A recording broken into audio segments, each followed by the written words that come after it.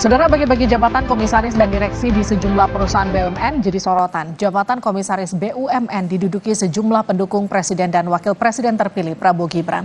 Fenomena ini jadi sorotan karena dikhawatirkan kesan politik balas budi. Ini akan membebani kinerja BUMN ke depan. Sejak 2015 hingga 2024 tercatat ada 18 kursi komisaris yang diduduki sejumlah tokoh dan politisi. Tak hanya kapasitas yang dipertanyakan, bagi-bagi jabatan ini juga diduga kental muatan politis. Kita intip beberapa gaji yang didapat para komisaris ini. Setidaknya dari Permen BUMN nomor 3 2023 disebut gaji komisaris utama sebesar 45% dari dirut BUMN, sedangkan komisaris 90% dari komisaris utama. Tapi tak hanya gaji, para komisaris ini juga dapat insentif khusus. Untuk posisi komisaris utama 45% dari dirut BUMN, sedangkan komisaris 90% dari komisaris utama. Lalu benarkah kursi komisaris para politisi ini murni politik balas budi, dan bagaimana menjaga kinerja BUMN agar para komisaris tidak jadi beban tambahan ke depan? Kita akan bahas usai tayangan berikut. Nama politisi PSI Grace Natali yang juga Wakil Ketua TKN Prabowo Gibran masuk dalam jajaran komisaris Min ID. Sedangkan Fuad Bawazir yang merupakan anggota Dewan Pakar TKN Prabowo Gibran menduduki posisi komisaris utama Min ID. Dua nama ini menambah panjang jajaran pendukung Prabowo Gibran yang dapat jatah kursi komisaris. Nama Grace dan Fuad muncul dari hasil rapat umum pemegang saham tahunan pada Senin 10 Juni 2024. Kritikan muncul dari pengamat politik Universitas Al-Azhar, Ujang Komarudin. Menurut Ujang, penetapan para komisaris BUMN ini syarat kepentingan politis dan aroma balas budi. Kalau kita cermati, banyak di antara tim kampanye nasional yang diberi jatah komisaris. Apakah ini bentuk balas budi Jokowi? Kalau saya mengatakan iya ya, karena kan saling menguntungkan satu sama lain. Para presiden butuh dukungan relawan, relawan pun butuh jabatan atau butuh posisi. Nah, komisaris ini kan dewan pengawas, tugasnya mengawasi perusahaan.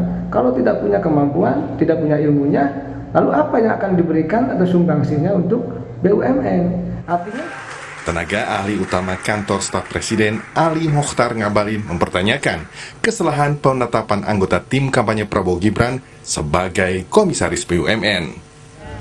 Kalau komisaris itu kan sebetulnya adalah lebih kepada tugas dan pengawasan jalannya perusahaan. Dan yang kedua, komisaris itu adalah mewakili pemegang saham di BUMN itu. Di mana masalahnya? Tidak ada masalahnya itu di situ. Semua orang yang dianggap oleh negara memiliki kewenangan dan kemampuan yang mumpuni seperti itu. Sementara ekonom Indef Abra Talatov bilang penempatan sejumlah orang sebagai komisaris di BUMN merupakan politik balas budi. Padahal publik masih meragukan orang-orang yang ditempatkan sebagai komisaris, apalagi beberapa BUMN terjerat masalah, salah satunya kasus korupsi. Komitmen pemerintah dalam membenahi tata kelola BUMN memang masih menghadapi tantangan yang berat, di mana publik masih disuguhi dengan fenomena politik balas jasa yang tercermin dari pengangkatan para politisi maupun relawan sebagai komisaris di berbagai BUMN. Padahal publik masih menyimpan kekecewaan maupun amarah yang luar biasa besar terhadap tata kelola BUMN yang dalam beberapa tahun terakhir banyak sekali terungkap masalah korupsi yang melingkupi BUMN, sehingga justru publik berharap pengawasan BUMN ini bisa diperkuat, salah satunya dengan penempatan orang-orang yang kredibel, yang punya kapasitas dan kapabilitas sebagai komisaris di tubuh BUMN. Sementara Wakil Ketua Umum Gerindra Habibur Rahman menilai ini bukan fenomena baru, melainkan sejak era Presiden SBY dan Jokowi. Habib juga menambahkan mereka yang dipilih adalah mereka yang memang punya kapasitas di bidangnya. Ya, lihatlah yang begini kan fenomena tiap awal pemerintahan pasti ada. Zaman Pak SBY juga hal yang sama diributin ya kan. Zaman awal Pak Jokowi demikian juga ya. Tapi kan rakyat yang akan menilai Ya. Nanti rakyat akan menilai apakah memenuhi kriteria, ya kualitasnya benar atau enggak, kan nanti bisa dinilai oleh rakyat. Sejumlah nama yang masuk jajaran Komisaris BUMN terdiri dari Simon Aloysius Mantiri yang merupakan Wakil Bendahara TKN Prabowo Gibran, Condro Kirono, Ketua TKN Prabowo Gibran, Siti Zahra yang merupakan istri TKN Fanta Prabowo Gibran, dan Prabu Revolusi, anggota TKN Prabowo Gibran. Padahal Undang-Undang Nomor 19 Tahun 2003 jelas menyebutkan seseorang dapat diangkat sebagai komisaris jika bukan pengurus partai politik, calon anggota legislatif, dan atau anggota legislatif pada Dewan Perwakilan Rakyat, Dewan Perwakilan Daerah, Dewan Perwakilan Rakyat Provinsi, dan Dewan Perwakilan Rakyat Daerah Kabupaten Kota. Anggapan jika tata kelola perusahaan negara masih lekat nuansa politis lewat penunjukan komisaris tak terhindari. Namun yang jauh lebih penting adalah menjaga BUMN dari perilaku korupsi dan bebas pengaruh politik. Tim Liputan Kompas TV. Saudara, sejumlah politisi hingga relawan TKN Prabowo Gibran menduduki kursi komisaris BUMN. Benarkah jabatan komisaris ini merupakan politik balas budi Prabowo Gibran? Kita akan bahas bersama Sylvester Matutina, Wakil Ketua TKN Prabowo Gibran. Pak Sylvester, selamat malam. Selamat malam. Kita juga akan sapa pengamat politik Ikrar Nusa Bakti. Prof. Ikrar, selamat malam. Selamat malam, Mbak. Saya ke Pak Sylvester dulu. Pak Sylvester, bagaimana dengan anggapan posisi komisaris sejumlah anggota TKN merupakan politik balas budi dari Prabowo Gibran? Wah, itu tidak benar ya. Karena kalau balas budi ini jutaan pendukung Prabowo Gibran dan juga Pak Jokowi ya. Bahkan yang dari 2014, 2019, dan 2024 ini masih belum banyak. Ini hanya kecil sekali ya persentasenya. Dan mereka diangkat juga berdasarkan kapasitas, mempunyai profesionalitas, rekam jejak yang baik, dan tentunya diharapkan mereka akan memajukan BUMN. Karena kita tahu juga, harus kita sadari juga bahwa saat ini banyak BUMN yang terjerat kasus korupsi ya, dan juga salah kelola. Terus kalau ada yang KKN itu, ya kita harus mengakui juga benar, tapi bukan yang ini. Kalau yang lalu itu ada pengangkatan yang hanya karena dekat sama petinggi dari BUMN, ibu-ibu rumah tangga yang rekam jejaknya nggak tahu diangkat. Nah, itu juga kita juga nggak sepakat. Tapi kalau yang saat ini, 4 orang ini mereka mempunyai kompetensi. Ada mantan jenderal, ada mantan orang media, dan juga pengusaha, termasuk ada mantan menteri ya. Jadi kredibilitas dan rekam jejaknya juga sangat bagus. Oke. Karena memang BUMN ini harus dikelola dengan orang-orang baik dan benar agar bisa menjadi soko guru dari perekonomian kita seperti halnya di China. Itu yang kita harapkan gitu. Pak Sylvester, tapi yang jadi pertanyaan gini, dari mana nama-nama tersebut muncul? Tadi yang Anda katakan ada Grace yang mantan orang media, ada mantan menteri, ada mantan jenderal. Nama-nama ini diajukan dari TKN Prabowo Gibran atau seperti apa? Skema penunjukannya seperti apa, Pak? Karena kriteria yang dipilih sendiri oleh Kementerian BUMN ya. Karena memang sampai saat ini ada juga yang dari 01 dan 03 itu masih menjabat di komisaris dan di direksi BUMN. Jadi nggak ada yang salah gitu loh. Oke. Sepanjang mereka mempunyai kompetensi. Jadi ini siapa saja berhak apabila memang bisa membantu pengelolaan Kementerian BUMN ini. Karena kita tahu memang ada salah kelola ya yang memang harus dibenahi. Dan yang penting mereka ini anti korupsi semua gitu loh. Saya mengenal baik ada beberapa dari mereka. Dan mereka Baik, saya ke Pak Ikrar. Pak Ikrar, tata kelola perusahaan negara masih lekat dengan nuansa politis. Tanggapan Anda? Ya, ini yang memang menjadi suatu problem besar ya. Ini bukan saja sebetulnya bagi-bagi posisi setelah pemilu ya. Ini adalah sebagian dari bagi-bagi posisi itu. Jadi Pak Sylvester juga benar ya bahwa tidak semua mantan relawan ataupun mantan pendukung ya itu akan di apa istilahnya itu diberi posisi-posisi di apa namanya itu komisaris di kementerian atau maksud saya di BUMN ya. Kenapa demikian? Karena memang jumlahnya banyak. Dan karena itu biasanya, maaf kalau saya menggunakan kata, hanya elit-elit politiknya saja atau elit-elit yang apa namanya itu memiliki suatu nama besar ya di dalam apa namanya itu relawan itu yang atau dari partai politik yang kemudian masuk ke dalam jajaran komisaris ya. Nah, walaupun kita juga bertanya-tanya ya. Saya beri contoh misalnya kalau tadi Kompas menyebutkan bahwa di dalam aturannya itu seorang politisi itu tidak boleh masuk menjadi komisaris ya, kita tahu di situ masih ada nama misalnya politikus dari Partai Gerindra misalnya Siti Nuriska itu menjadi apa istilahnya itu termasuk yang viral di dalam media-media sosial ya, yang kemudian dia bisa menjadi komisaris utama di PT Pupuk Sriwijaya misalnya gitu kan. Kenapa demikian? Apakah seorang anggota parlemen atau calon anggota parlemen itu boleh menjadi komisaris gitu kan? Dulu seingat saya Ibu Sri Mulyani juga pernah membuat suatu kebijakan ya bahwa mereka menjadi dirjen di jajaran Kementerian Keuangan itu tidak boleh menduduki jabatan komisaris di BUMN, walaupun memang itu bukan suatu hal yang mudah bagi Menteri Keuangan untuk kemudian meniadakan hal tersebut ya. Dan ini memang bukan terjadi pada masa ini saja yang tadi dikatakan oleh misalnya Bung Habibur Rahman ya.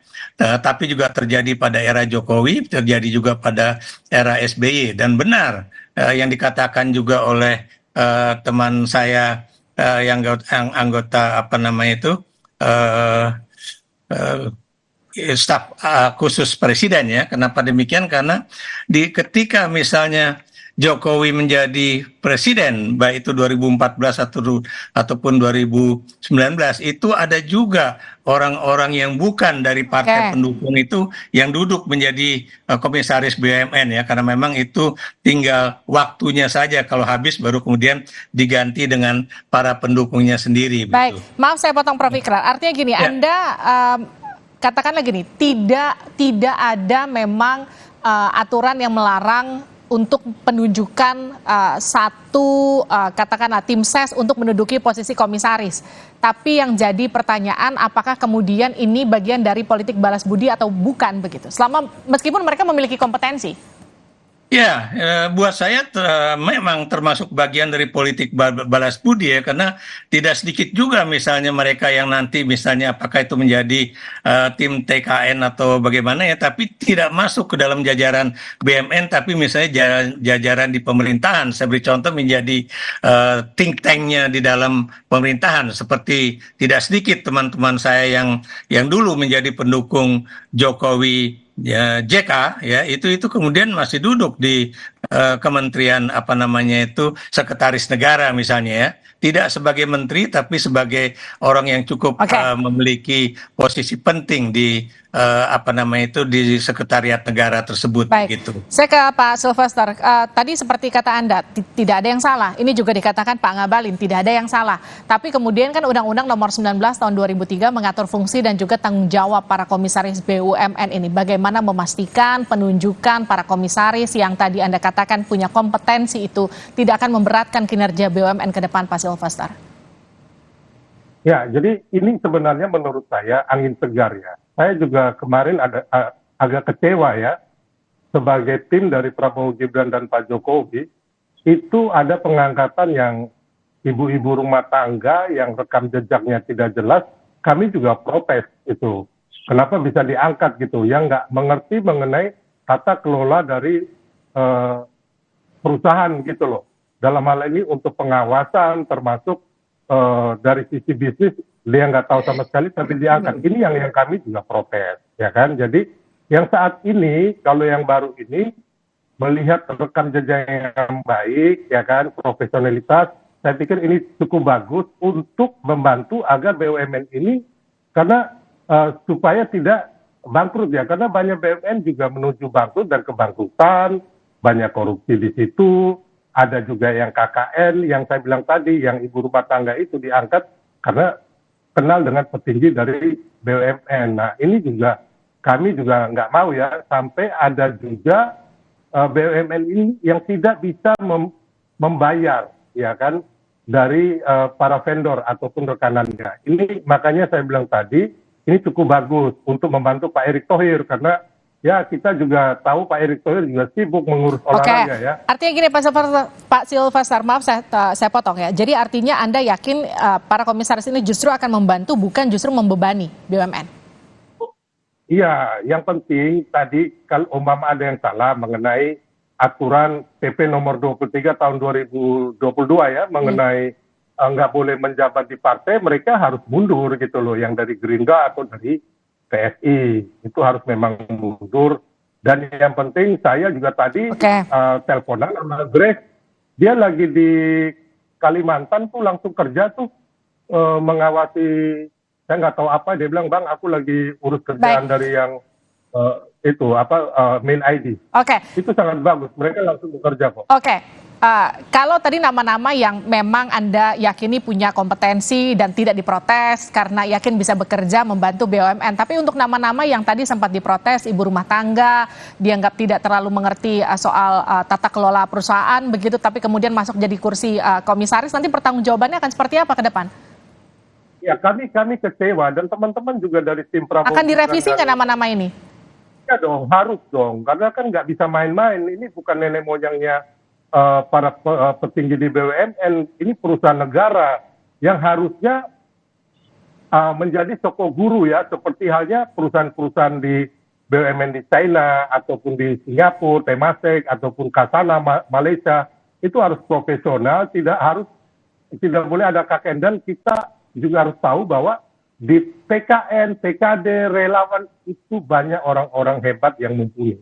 Ada pengacara-pengacara top, ada akademisi, ada mantan jenderal, ada mantan pejabat yang benar-benar sebenarnya mereka ini bisa membantu. Yang terpenting mereka juga punya komitmen untuk memberantas korupsi dan KKN di BUMN. Baik. Itu yang kita inginkan. Saya ke Pak Ikrar. Prof, kalau kita bicara soal resiko penempatan para politisi yang tadi katakanlah yang punya rekam jejak bagus, dinilai punya kompetensi, ditaruh di situ mungkin akan membantu. Tapi buat mereka yang tadi bahkan katakanlah tim sesnya aja kecewa kenapa nama-nama tersebut masuk ada di situ. Ini bagaimana nanti resiko penempatan mereka seperti apa? Ya, saya lanjutkan pernyataan Pak Silvester ya. Kalau memang mereka tidak tidak jelas latar belakangnya ya, ibu rumah tangga biasa, atau saya beri contoh misalnya ya, orang yang tidak memiliki misalnya kecakapan atau pengetahuan mengenai pupuk atau mengenai bagaimana menjadi pengawas sebuah perusahaan ya, tiba-tiba menjadi komisaris utama ya. Ini juga menjadi suatu problem besar. Kenapa demikian ya? Karena kalau misalnya jabatannya cuma menjadi satu dari sekian komisaris perusahaan, itu nggak jadi masalah. Tapi kalau dia bisa menjadi komisaris utama perusahaan tanpa kemudian memiliki latar belakang ataupun pengetahuan ataupun keahlian di bidang perusahaan, itu yang bisa menjadikan perusahaan itu akan sulit untuk kemudian terjadi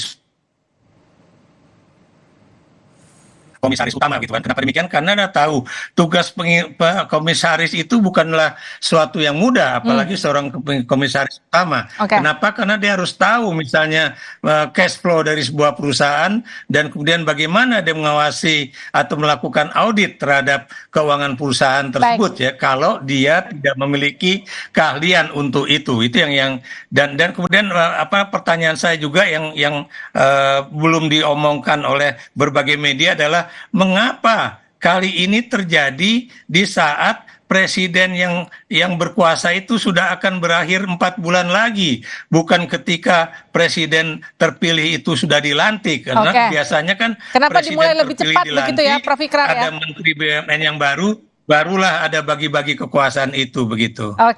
Kenapa kemudian ini dimulai lebih cepat sebelum presiden terpilih itu berkuasa, katakanlah sebegitu? Kenapa begitu Pak Silvester? Ini ya Prof ya, jadi sebenarnya kita ini pendukung Jokowi Prabowo Gibran ini jutaan. Ada yang dari 2014, 2019 yang punya kompetensi pun tidak terpilih loh. Dan ini yang komisaris atau direksi BUMN ini dari kita itu sedikit sekali. Persentasenya sangat kecil sekali gitu loh. Jadi saya pikir yang saat ini, yang orang-orang kompeten ini, kami pun senang. Ini akan menjadi angin segar gitu loh. Yang kita persoalkan, tata kelola dari BUMN, contohnya Prof, yang masalah saya juga mengkritisi ya, penempatan investasi dari Telkom di GoTo, yang hampir kalau nggak salah itu 6,4 triliun. Oke. Nah ini kan menurut kami, ya kami juga harus mengkritisi, walaupun kami dari tim Prabowo Gibran atau Pak Jokowi. Harus benar-benar komisarisnya dan direksinya benar-benar mereview ulang gitu, apakah ini sudah tepat, karena kita tahu Telkom akhirnya rugi kan, karena GoTo juga rugi gitu loh. Nah ini yang benar-benar kami sangat prihatin, termasuk yang saya bilang tadi, kami pun mengkritisi yang saya bilang tadi, ada KKN itu mengenai ibu-ibu rumah tangga yang nggak ngerti perusahaan, diangkat jadi komisaris. Kami protes keras, itu semua tim baik di Pak Jokowi maupun Prabowo Gibran itu protes kepada petinggi-petinggi BUMN. Kenapa ini bisa terjadi? Artinya kalau kita katakan politisi jabat komisaris BUMN, kalau dia punya kompetensi di bidangnya satu sisi, katakanlah Pak Sylvester katakan oke lah. Tapi kalau ini murni jabatan yang sangat politis, tidak punya background, tidak bisa mengerti isu, tidak mengerti masalah, ya jangan. Begitu ya, diganti karena resikonya terlalu besar buat BUMN kita ke depan. Terima kasih Prof. Ikrar, terima kasih Pak Sylvester sudah bergabung di Sapa Indonesia Malam pada malam hari ini. Sehat-sehat selalu. Terima kasih Richard.